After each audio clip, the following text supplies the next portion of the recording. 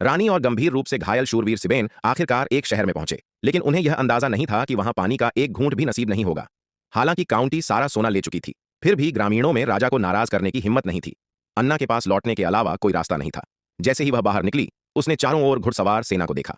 ऐसा लग रहा था कि राजा को यह स्थिति पहले से पता थी। अपनी प्रेमिका को बचाने के लिए सिबेन को राजा के पास लौटना पड़ा।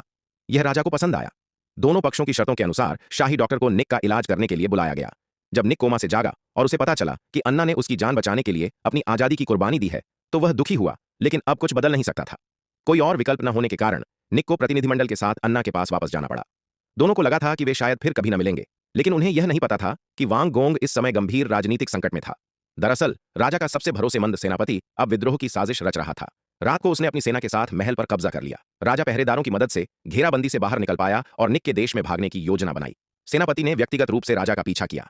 भागते हुए अन्ना एक चट्टान से गिर गई, लेकिन सौभाग्य से दो बूढ़े लोगों ने उसे बचा लिया। वह ज्यादा देरी नहीं कर सकती थी, इसलिए उन दोनों से घोड़ा उधार लेकर निक के पास पहुंची।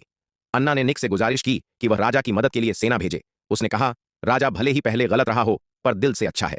निक मान गया और शूरवीरों के साथ विद्रोहियों पर हमला किया। उन्होंने बहादुरी से लड़ाई की और अंत में जनरल को मार गिराया। राजा को जब यह पता चला तो वह भावुक हो गया और माफी मांगी। उसने अन्ना और निक को साथ रहने की अनुमति दे दी। कई मुश्किलों के बाद दोनों ने आखिरकार शादी कर ली। फिल्म यहीं खत्म होती है।